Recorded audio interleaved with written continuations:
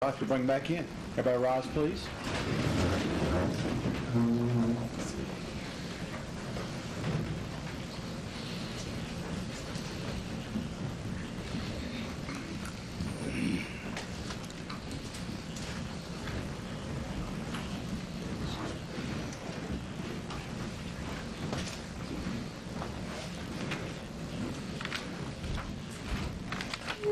Thank you. Have a seat.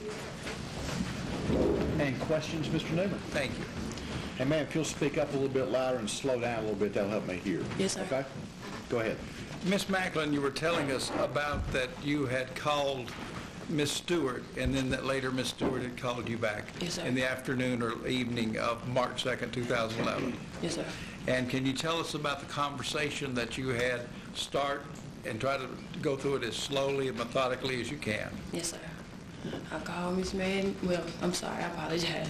I called Miss Stewart, and she didn't answer. She called me back, and I answered the phone. She asked me why I sounded so down. She said, "You sound sad." I said, "I am a little." She said, "Well, I'm gonna have to cheer you up." I said, "Okay." So she goes on and she tells me about Miss Madden smoking marijuana. Let me ask you this: did she, before she talked to you about Miss Madden smoking marijuana, did she talk to you about basketball? No, sir. Okay. When did she talk to you about basketball? After she addressed the situation with Miss Madden. Okay. And so what did she say about Miss Madden in that first conversation that you're telling me? Continue on. Oh, she told me that she had just called the courtesy officer on Miss Madden because she was smoking marijuana in the apartment, and that she had told her prior to this situation that if she was smoking marijuana in there, that she was going to do it because they had a few earlier in the week. And she said that if she caught her smoking marijuana in the apartment, that she was going to inform the police, but then she didn't. She just called the courtesy officer. Okay. Did she tell you, did she convey to you that she had called the courtesy officer and did not call the police? Yes, sir. And tell us what she said about that. She said I told her I was going to call the police, and then I left. I asked her, I was like, "Well, what happened?" She said, "Well, they're in there checking their room now." But I didn't even call the police. I just called. It's just a little courtesy officer. I was like, "Oh, okay." Okay. Then what happened? What was said?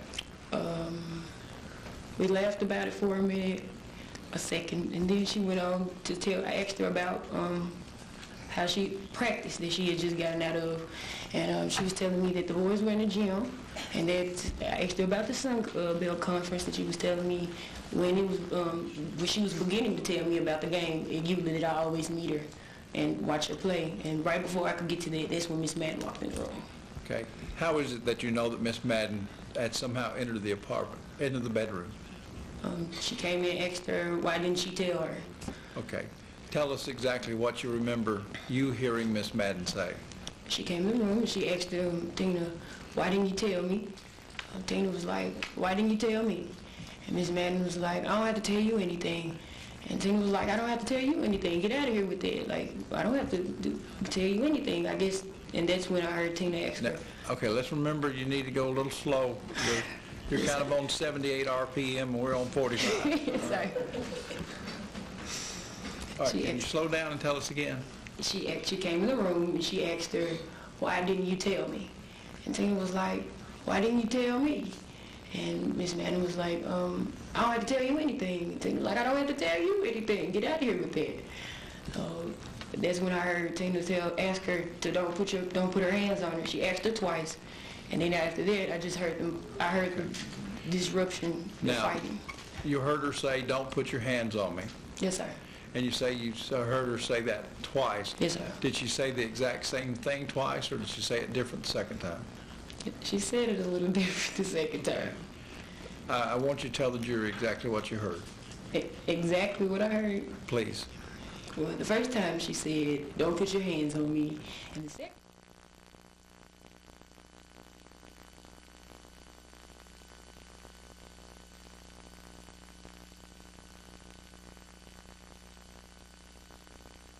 then it went from there. Okay, then after she said that, what happened? Or what'd you hear? I heard a lot of fighting. They were fighting at this point. I understood that they were fighting. That's what I heard. Okay. And what did you hear next, if anything? I heard Shanterrica asking her to hold on. And Tina was like, hold on for what? Get out of here before I turn to you again. And then she was like, hold. I just kept hearing her say, hold on, but I don't know. And then I heard a whole bunch of ruffling. So I don't know if she let her up, but I don't really know what that was. But that's the last thing I heard that Tina say was, hold on for what? Get out of here. Okay. At some point, did the conversation end that you could hear? At some point, did the phone go dead? Yes, sir, it did. All right. And what happened after the phone went dead? Could you hear anything else? No, sir. Okay. After you had heard this altercation,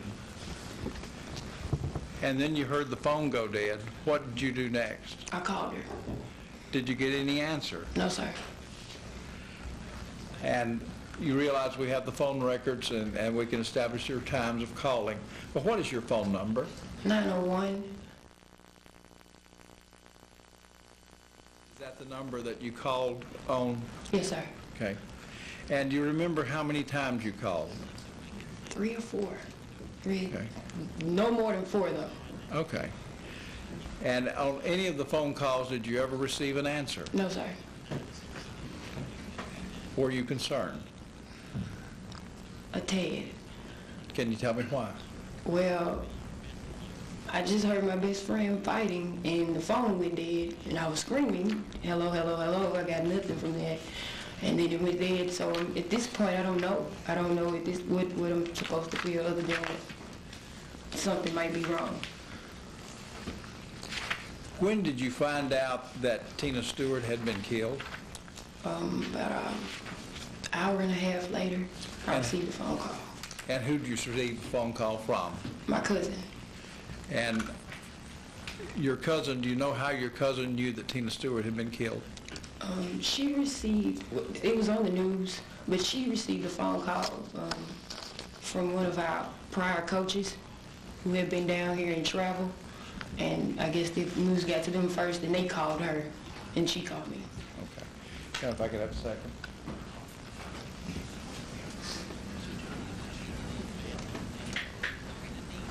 At some point, did you get a text message that appeared to be from the phone of Tina Stewart? Yes, sir. And can you tell us what that text message said? Yeah, I'm out the shower. Okay. And what effect did that text message have on you? Well, at whatever point I had called my best friend very many times and she texted me, it of course made me kind of relax, because if she had time to text me after I've called her so many times, she has to be okay. So after I got the text message, I replied and she didn't reply. But I didn't worry about that, because at this point you just were in an altercation, you may be handling it. So that's how I looked at that. Did it keep you from doing any further things as far as trying to check on Miss Stewart? Yes, sir, it did. 1 second, Jeff.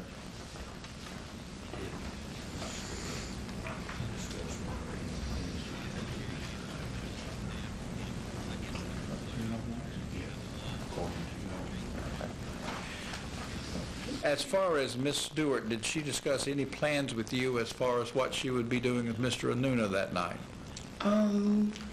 She said that he was on his way that he was coming to her, and that they were supposed to be going to get something to eat or out or something. I knew they were supposed to be going out.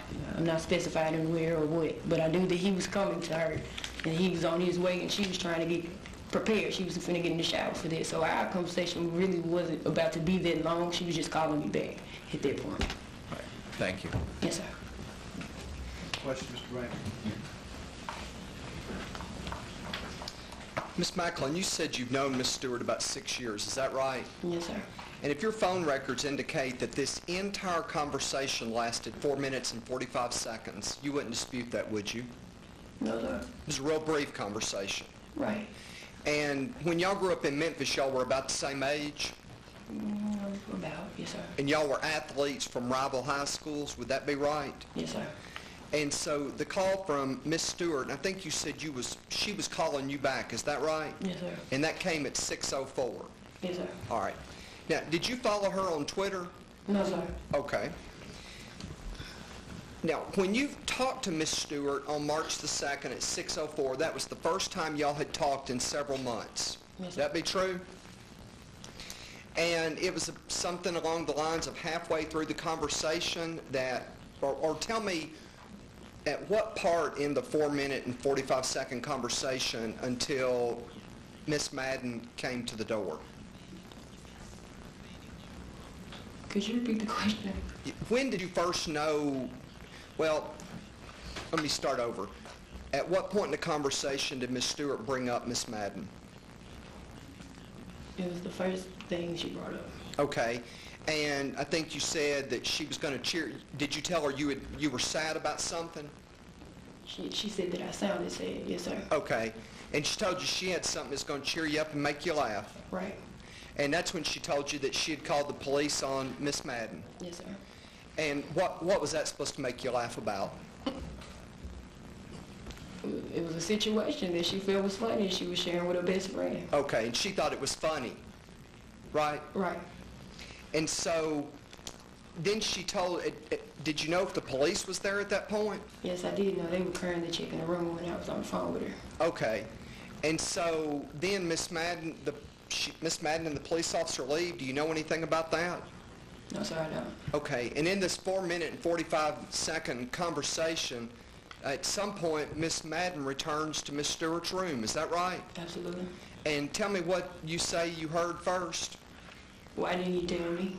Okay. Did you hear Miss Stewart say, why do you have your hands behind your back? No, sir. Did you hear Miss Stewart say, why do you have a knife in your hand? No, sir. Okay. And you heard Miss Madden say, why'd you call the police on me? She didn't say, why did you call the police on me? She said, why didn't you tell me? Okay. And what did you understand she was referring to? Why didn't you tell me that you were about to tell the courtesy officer I was smoking marijuana in my room? And Miss Stewart's response was, why did you snitch on me? No, that was not her response. Her response was, why didn't you tell me? And what was she referring to? Why didn't you tell me that you had an issue with my boyfriend staying at the apartment? And there was no talk about, you know I'm an athlete, you know I'm subject to drug screens. There was none of that, right? Not at this point, not currently. And it was more of a retaliation from what had happened earlier with Miss Madden's mama calling the office on Miss Stewart. I have no recollection of No, that. ma'am, I'm going to sustain the objection. Next question. You knew that what Miss Stewart was referring to was some issue Miss Madden had raised, whoever raised it, regarding Mr. Anuna spending the night, correct? Absolutely. Now, this part goes on. What do you hear next? After she asked, why didn't you tell me? Yes, ma'am. Tina asked her, why didn't she tell her? And she said, I don't have to tell you anything. Okay. Now, on these iPhones, I understand that, do you have an iPhone? I do not. And there's something that I've just learned about with my own kids, it's what's called FaceTime. Did you have any way that you were communicating with her where you could see her or she could see you? No, sir. So you're just going off of what you heard, is that right? Absolutely. And after Miss Madden said, why didn't you tell me, referring to why didn't you tell me there was a problem with the marijuana, Miss Stewart responds, why didn't you tell me, referring to Mr. Anuna? That's what you testified to, right? Yes, sir. What happened next? Ms. Madden told Tina that she didn't have to tell her anything. Okay, and what happened next? Tina also said that she didn't have to tell her anything. And were the voices getting more elevated at this point? Not Tina's. Okay, Miss Madden's? She came in hysterical. She was yelling at the beginning? She absolutely was. She wasn't yelling, but she was hysterical. You could tell she had an issue with what was going on. Okay. And so then what occurs next? Tina said that I don't have to tell you anything, and she told her to get out of here with it. Okay. Now, do you know whether or not Miss Stewart was up on top of Miss Madden at this point? I don't see how what do you mean, do I know if she was on top of her?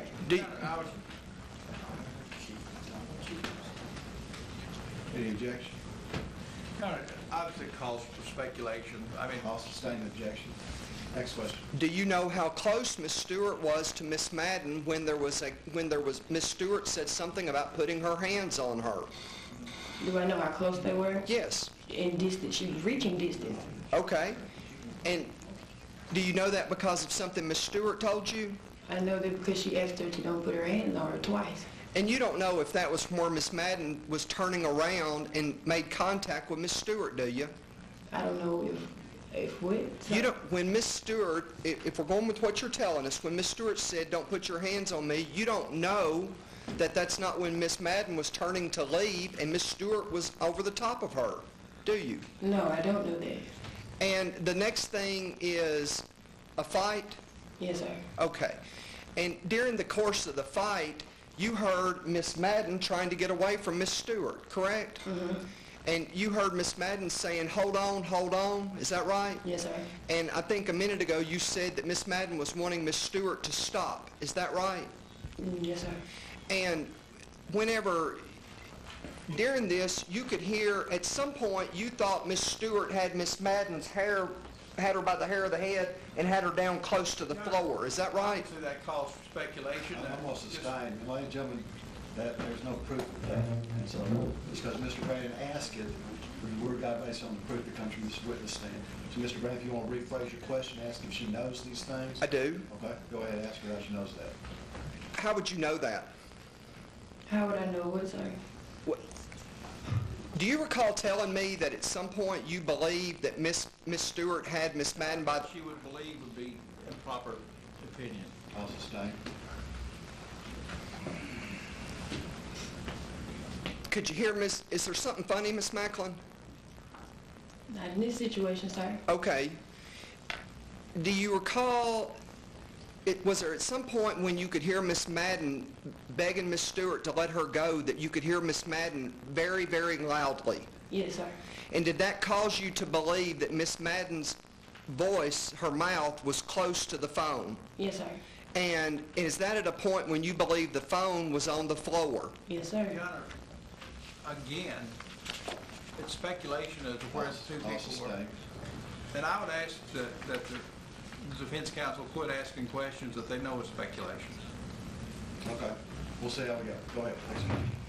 And just, and Mr. Newman, if they ask questions that are speculative, you stand up and make your objection, as you're supposed to do. Yes. Okay, go ahead, Mr. Brown.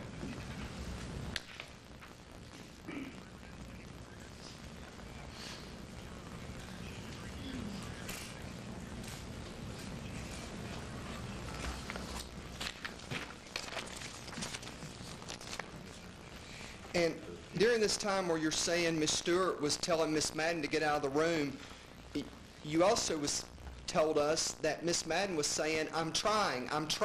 Your No, Honor, sir, I did not tell you again, that. I object. There's no foundation for asking that question at all.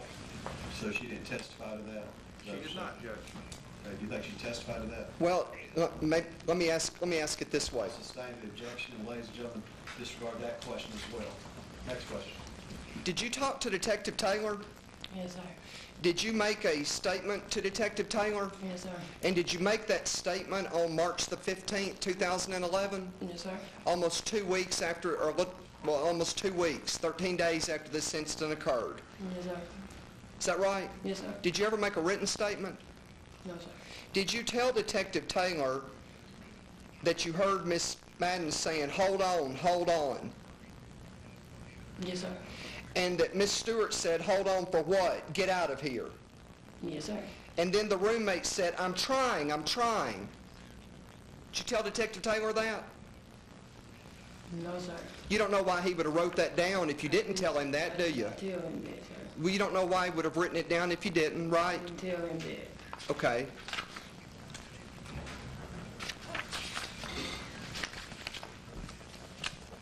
Those are my questions.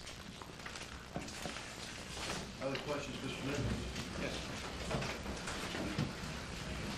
What you have told the jury is that you were able to hear over the telephone what you felt was an altercation between your friend and Miss Madden. Is that correct? Yes, sir. It wasn't a phone where you could see what was happening. No, sir. You couldn't tell where the people were standing or laying or swinging on a trapeze? No, sir. You have no idea. No idea. They could have been anywhere. Anywhere. But one thing you do recall is that at least twice you heard Tina Stewart tell her to get out of here. Yes, sir. I believe that's it, Judge. Other questions, Mr. Graham? No, sir.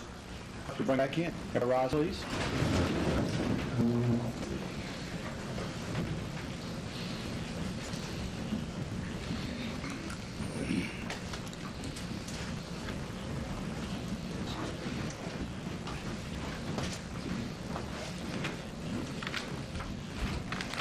Thank you. Seat. Any questions, Mr. Newman? Thank you. And ma'am, if you'll speak up a little bit louder and slow down a little bit.